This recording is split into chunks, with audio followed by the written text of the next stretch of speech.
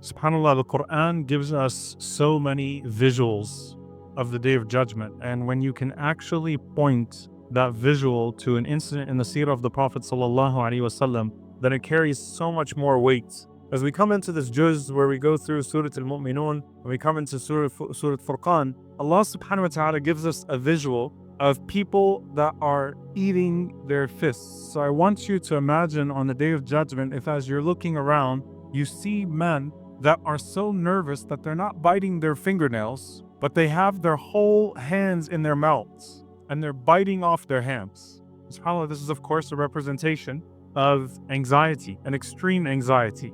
As the scholars mentioned, when the women saw the beauty of Yusuf alayhi salam, they cut their fingers without recognizing it. And that was being lost in the beauty of Yusuf alayhi salam. What about being lost in the terror of your own state, to where you're biting your entire hands? And Allah subhanahu wa ta'ala says, they will speak. And one of them will say, Ya laytani ittakhadhtu ma'a rasuli sabila. I wish I would have taken the path of the Messenger of Allah sallallahu alayhi wa sallam. Ya waylata laytani lam attakhidh fulanan khalila. This is compounding self-grief. Woe to me, how much of a loser am I to have taken that person as a friend. Oh, how I wish, woe to me, that I had not taken that person as a friend. لَقَدْ أَضَلَّنِي عَنِ الذِّكْرِ بَعْدَ إِذْ جَاءَنِي. He caused me to sway away from the truth after it came to me. And Allah subhanahu wa ta'ala says, وَكَانَ الشَّيْطَانُ لِلْإِنسَانِ خَذُولًا. And then suddenly this other character comes into this entire equation that wasn't being discussed. Verily the shaitan is ever deceptive towards man. And subhanAllah, this is actually very powerful, because as I was speaking in the khutbah on Friday, the human devils sometimes are not the actual physical manifestation of a shaitan for a moment, but al-jalis as-su, an evil companion, can become more persuasive to you than a jinni devil. And here the shaitan was playing the entire time, playing these people against each other. And at the end of the day, turning people away from the Messenger of Allah sallallahu alaihi wasallam. There's a context to this. Can you imagine how dumb someone would feel on the Day of Judgment when they could have been a sahabi, a companion, and could have been one of the elite companions of the Prophet ﷺ in paradise, but ended up instead being in the lowest pits of the fire? There's a man like that. This set of verses is referring to two people that lived in the time of the Prophet ﷺ, and sometimes because the name of an enemy, at least the first name, is the same name as a sahabi, it gets confusing. So we know Ubay ibn Ka'ab radiallahu ta'ala anhu, one of the greatest companions, one of the masters of the Qur'an. And then there's another evil man named Ubay ibn Khalaf. We know Uqba bin Amir radiallahu ta'ala anhu, and then you have Uqba bin Abi Mu'ayt, an evil man. So let's talk about these two evil men, Uqba bin Abi Mu'ayt and Ubay ibn Khalaf. Uqba bin Abi Mu'ayt was a powerful man in Mecca, one of the chieftains. And he used to have this habit where when he would come back from a journey, he would invite some of his neighbors and some of the nobles of Quraysh to a meal to his home. And because the Prophet ﷺ, especially after his marriage to Khadija radiallahu ta'ala anha, had been elevated to some of those circles in terms of worldly perspective, right? Because Khadija radiallahu ta'ala anha belonged to a certain class, and the Prophet ﷺ, of course, is a man of noble lineage. Uqba invited the Prophet ﷺ, and it's assumed that this is earlier on in the seerah, right? So this isn't yet at the period of maximum hostility in Mecca. This is still in the days when the hostility was increasing. So the Prophet ﷺ comes, and he tells the Prophet ﷺ to eat. And the Prophet ﷺ says, Wallahi, I will not eat until you bear witness that there is only one God and that I am the Messenger of Allah. Hatta tashhad, until you bear witness. La ilaha illallah Muhammad Rasulullah, I'm not going to eat your food. Ya Muhammad, eat. The Prophet ﷺ says, not until you take the testimony of faith. And Uqba responds. He becomes a Muslim. Then he goes out. And after he becomes a Muslim, he meets this friend of his. This friend is Ubay ibn Khalaf. Who is Ubay ibn Khalaf? A man of filthy character, a man of terrible morals. In fact, in Hilf al-Fudul, where the people joined, the different tribes joined to take an oath of protection of the weakest amongst men, they were protecting people from the likes of Ubay ibn Khalaf. Ubay ibn Khalaf, after Al-As, the father of Amr radiallahu ta'ala anhu, was known to cheat the pilgrims, was known to take advantage of people, was known to exploit those who didn't have a powerful tribe to protect them. And so he was impacted deeply by that hilf al-fudul because he had to pay a bunch of people back. So he was a man who was known for being filthy, a man who was known for being rough, didn't have the right disposition. So Ubay ibn Khalaf sees Uqba ibn Abi Mu'ayt and he says, is it true? He said, what are you talking about? Did you believe in Muhammad sallallahu alaihi wasallam? And he says, yeah, but you know, it was in the heat of a moment. He was at my house and I was trying to serve him food, and then, as I was serving him food, I don't want to know what happened. He told me, until you say La ilaha illallah Muhammad Rasulullah, and I buckled under pressure. You see, when you have that type of a friend that's so nasty, talk about peer pressure. And he feels like he has to justify his Islam. And then he says, but it was a mistake. I just did it in the heat of the moment. Ubay ibn Khalaf says, no, but you need to prove it was a mistake. Can't have people thinking you're a Muslim. So what does he tell him to do? He tells him, go to Muhammad sallallahu alaihi wasallam and spit in his face. Imagine, you just achieved Sahabi status. And then you walk up to the Prophet sallallahu alaihi wasallam and spit in his face to prove something to that evil friend of yours. What a shaitan and what a loser, right? To fall back there. There are lessons here. There's a reason why Allah Azza wa Jal is telling us, Bidnillahi ta'ala, we will see them on the Day of Judgment, not in their company, but amongst those that are laughing at people like that and pointing at people like that and saying, Alhamdulillah, we weren't like that. We see these two men biting on their fists. So he spit on the Prophet sallallahu alaihi wasallam. Look at the weakness of his personality. Another incident happens. Abu Jahl says to some of the leaders of Quraysh, as the Prophet ﷺ is praying in front of the Kaaba, not disturbing anyone. He says, who's going to go and take the guts of a camel and splash them all over, squash the Prophet ﷺ under the intestines and the guts and the filth of a Kaaba while he's making sujood, while he's in prostration? Uqba wants to prove himself. You see, there's a mentality here. You can see the weakness of the mentality here. Like, I want to show that I'm one of those guys. I want to be included. See where peer pressure can take you? So he says, I've got it. And he goes and he collects all the nastiness of a camel, the intestines, the guts, the filth. He wheels it in and waits for the Prophet ﷺ to go into sujood. And then he puts it all on the back of the Prophet ﷺ until he crushes the Prophet ﷺ under the weight of all of the filth that he's putting on top of him. And imagine the scene. Everyone in Mecca laughing, pointing at the Prophet ﷺ. Uqba felt pretty good about himself. Right? They're laughing because of me. What a weak loser. I made them all laugh. Everyone's happy. Look at everyone laughing. Ha ha ha. Abdullah ibn Mas'ud radiallahu anhu is a man who almost died for reciting the Qur'an in public. And this is at the lowest point of the Prophet ﷺ in Mecca. So he has no one to go to. He can't go to Abu Talib. Abu Talib is dead. He can't go to anyone of power. So he goes rushing towards the quarter of Bani Hashim. And the first person he finds is Fatima, bint Rasulillah, sallallahu alayhi wa sallam, wa radiyallahu ta'ala anha.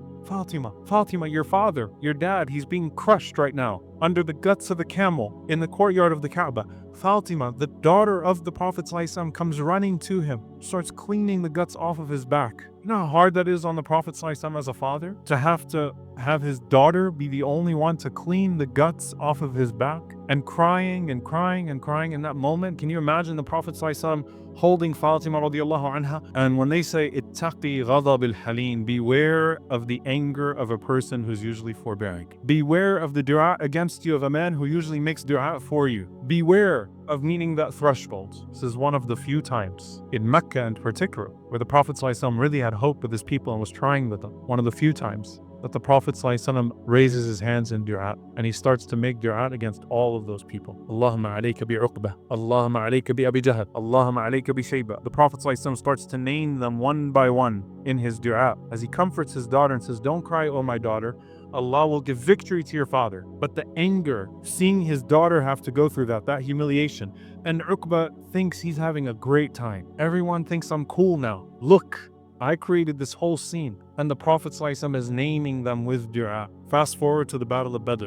Battle of Badr comes, and every single person the Prophet ﷺ named in his dua that day was dead in the same spot that the Prophet ﷺ pointed to the night before. You know what that means? The night before, the Prophet ﷺ was walking around and he said, this is where Abu Jahl will die. This is where Uqba will die. This is where Shayba will die. He's walking around and pointing to the spot. And the Sahaba said that the people that the Prophet ﷺ named and pointed to the spot, they did not die even a handspan away from the exact spot that the Prophet ﷺ pointed to. And their bodies all ended up in a single filthy ditch. You talk about Adhab al-Qabr and the other side. Ya Allah, can you imagine their Adhab al-Qabr? Can you imagine if Allah could let us hear the screaming of that group of people in these unmarked graves on the side of Badr? Can you imagine what it would sound like to hear their pain? Can you imagine the cries of Uqba day and night? For the moment that he thought he could make everybody laugh at the expense of the honor of the Messenger of Allah sallallahu alaihi wasallam. So Uqba dies in Badr. Ubay ibn Khalaf, he says to the Prophet ﷺ in Mecca, he said, I'm going to kill you. And the Prophet ﷺ says, Bal ana qatiluk. Rather, I will kill you. Tough. وَمَا أَرْسَلْنَاكَ إِلَّا رَحْمَةً لِلْعَالَمِينَ. We've only sent you as a mercy to the worlds. Imagine the state of this person. Ubay ibn Khalaf comes after the Prophet ﷺ on the day of Uhud, while the Prophet ﷺ cannot even lift himself because of how wounded he is. And as the Prophet ﷺ sees him coming, and Ubay is killing people, and Ubay is feeling empowered, emboldened at the moment, Prophet ﷺ says, hand me a spear. He takes it, he throws it, and it strikes Ubay right here. And the blood starts to come out from right here. And Ubay grabs his neck and he says, Qatalani Muhammad, Qatalani Muhammad. He starts screaming, Qatalani Muhammad, Muhammad killed me, Muhammad killed me. And the chieftains of Quraysh are like, what are you talking about? That's a wound that can easily be solved. He said, no, he promised he would kill me. I said I would kill him, but instead he said that he would kill me. SubhanAllah, the man that he convinced to leave the Prophet ﷺ and spit in his face and then put camel intestines on his back, he was killed in Badr. And now Ubay ibn Khalaf becomes the one man. Talk about a distinction of evil. The one man who was killed by the hand of Muhammad sallallahu alaihi wasallam, the most merciful of Allah's creation, and you're killed by his hand. What a loser you are. Ya Allah, what a loser. The Prophet ﷺ says in authentic hadith, أشد الناس عذابا يوم القيامة رجلا قتل نبيا أو قتله نبي. Prophet ﷺ said the worst person to be punished on the Day of Judgment is someone who killed a prophet or was killed by a prophet. Imagine being the one man on the Day of Judgment killed by the hand of the Prophet Muhammad sallallahu alaihi wasallam. By the way, that's not because the Prophet ﷺ used to shy away from battle. The Prophet ﷺ would be in the middle of the battlefield, but the Prophet ﷺ would knock down swords, he would disarm, he would plunge forward, but he wouldn't kill alayhi salatu wasalam with his hand. That's our Messenger sallallahu alaihi wasallam. But that man is a loser. Imagine the sight of these two people on the Day of Judgment. One killed in Badr, the other killed in Uhud. And they both had the chance to become Muslim.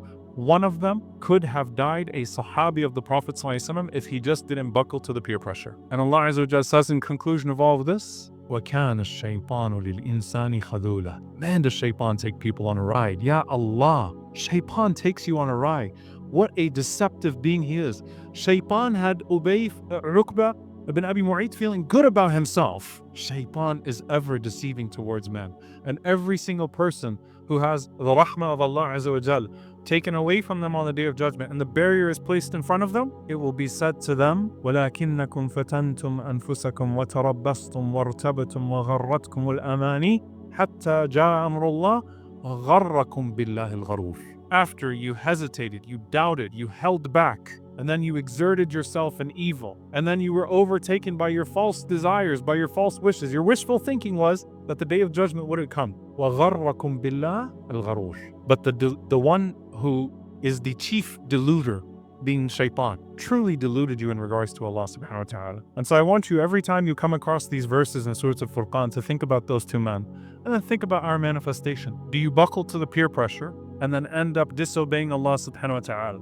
And if so, on the Day of Judgment, when you look around and you look for that person that caused you to do something in disobedience to Allah, that person will not protect you in any way. You're not, Ya Allah, it was culture. Ya Allah, it's what everybody used to do. Ya Allah, but that person said it would be okay. Does not matter. استبرأ الذين تبعوا من الذين تبعوا ورأوا العذاب وتقطعت بهم الأسباب وقال الذين تبعوا لو أن لي كرة فنتبرأ منهم كما تبرأوا منا كذلك يريهم الله أعمالهم حسرات عليهم وما هم بخارجين من النار.